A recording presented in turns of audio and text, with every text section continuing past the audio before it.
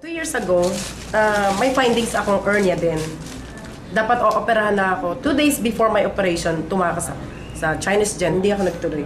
Buti na lang, itong panty liner na to, blessings talaga siya.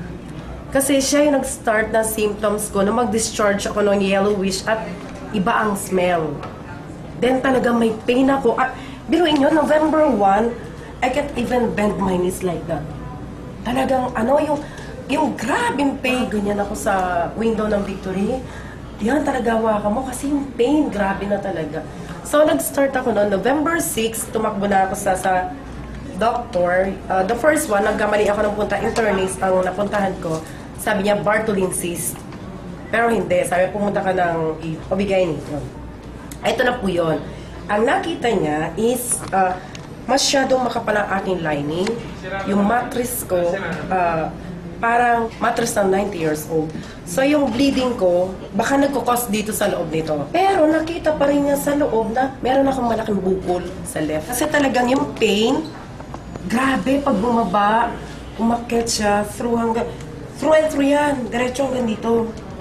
Then nakita din sa kanan ko, meron din ako cyst. So sabi niya, after 2 weeks, bumalik ka sa akin. Yung bleeding, titingnan natin kung saan nanggagaling. Schedule ako for RASPA. Baka kasi andito yung nagkukos ng bleeding. So, nung 29, naka 2 weeks na akong gamit ng panty liner natin. 29 ang hapon, sinundo ako ng Mr. sa room. Talagang ganyan, hawak-hawak ko yung puson ko. Napakasakit. Tapos todo yung kirot. Nakabaluktot talaga ako. Makirot. Mamaya parang may gusto lumabas. Tapos pumunta ako ng CR. Kasi nung makita ko, bigla, plok, gumano. Sabi ko, teka, ano yun? Baka matris kayong lumabas. Pagtingin, shit, sabi ko, yung napunuhan yung niya, bowl ng ganyan.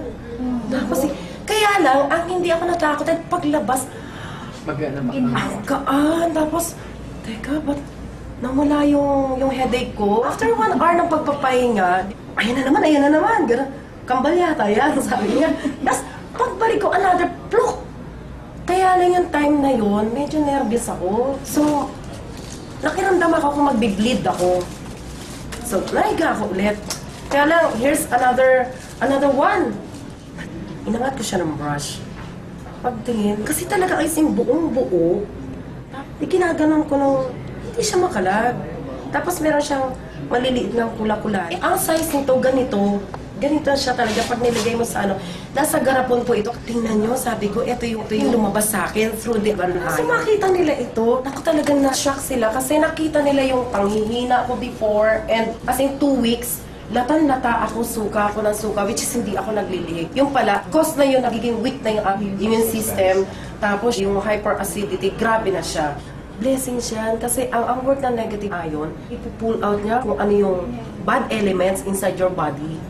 Siya yung tutulong na maglabas ng virus sa katawan mo.